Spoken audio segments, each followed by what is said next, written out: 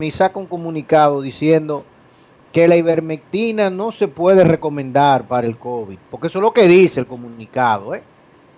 El comunicado no dice que es con receta. El comunicado dice no se debe de utilizar. Y resulta que usted la utiliza con su paciente, usted es neumólogo. Entonces, óyeme, la primera parte interesante del comunicado fue que le permitieron hablar al ministro de Salud. Ya eso me parece un avance. Fue algo interesante que le quitaran el cinturón de castidad al que lo tienen sometido. Pero fuera de eso, no estoy entendiendo el comunicado en sí.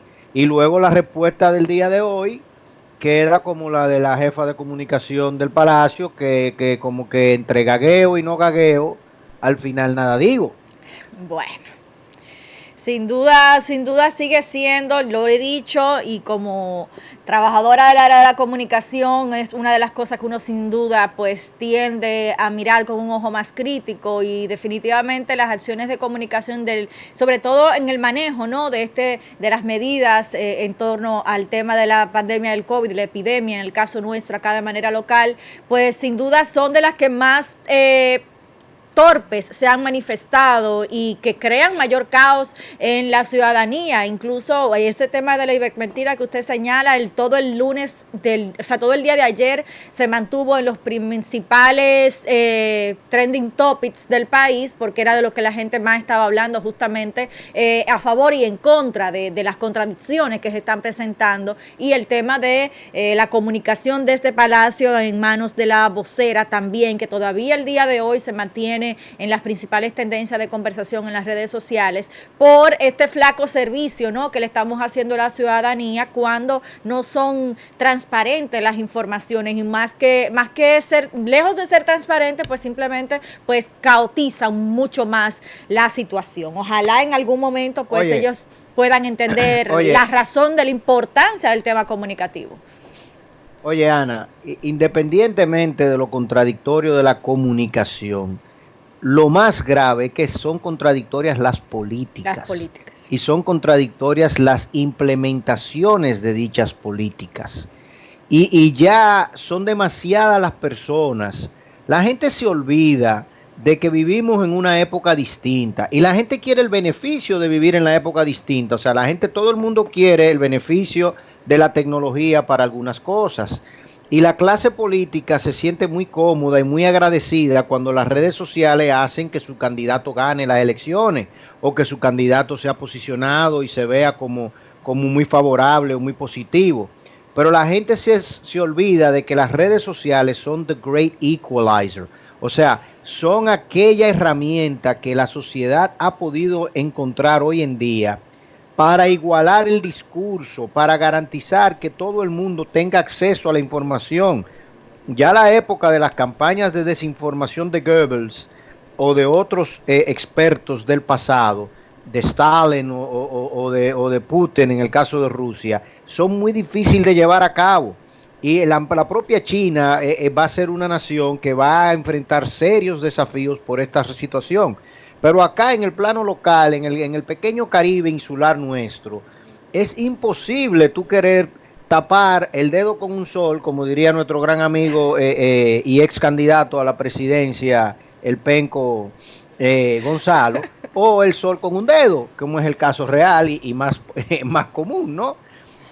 Nuestro. O sea, no hay forma de que estas políticas tan contradictorias, porque ¿por qué tú me hablas a mí de instituir un toque de queda para que la gente se apiñe, para que la gente no pueda tener acceso a los bienes y servicios mínimos y básicos? Cuando si analizamos las cifras, porque volvemos otra vez a lo mismo, vamos a hacer un análisis estadístico y que sea la data la que nos diga a nosotros si estamos bien o estamos mal.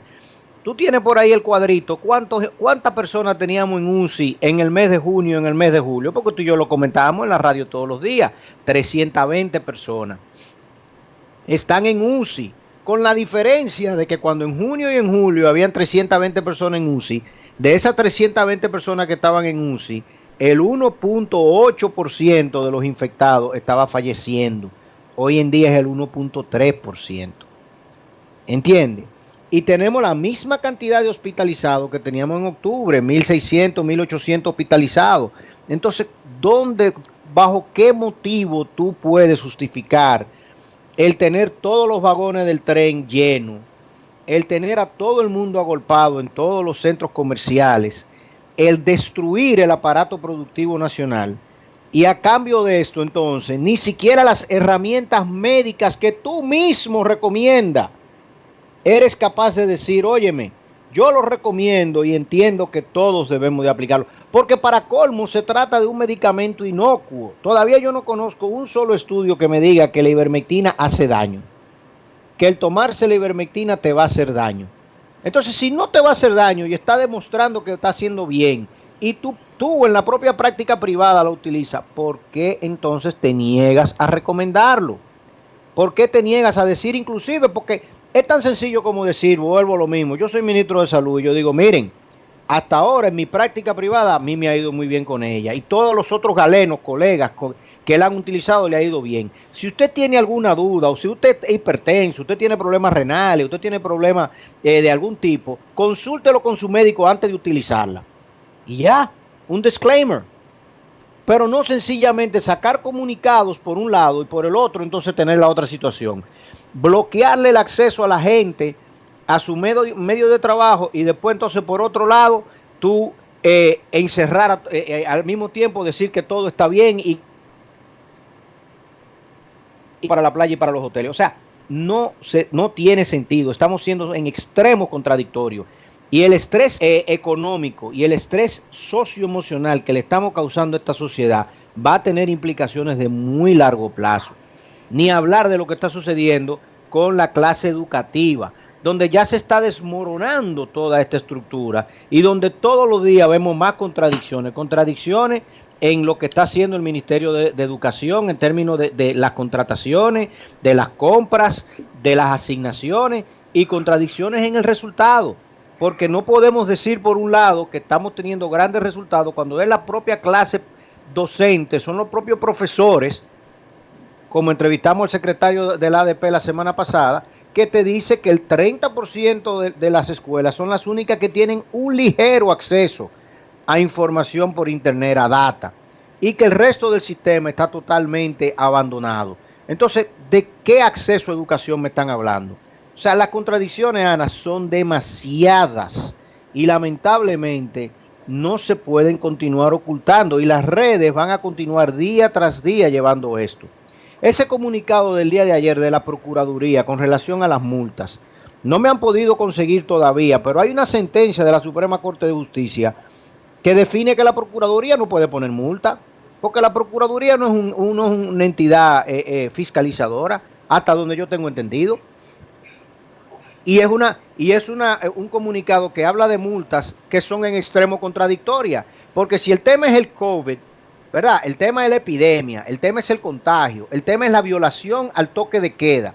Entonces, ¿cómo es que si yo violo el toque de queda en una motocicleta yo pago 1.000, pero si lo violo en una jipeta pago 2.000? ¿Qué tiene que ver el vehículo con la enfermedad?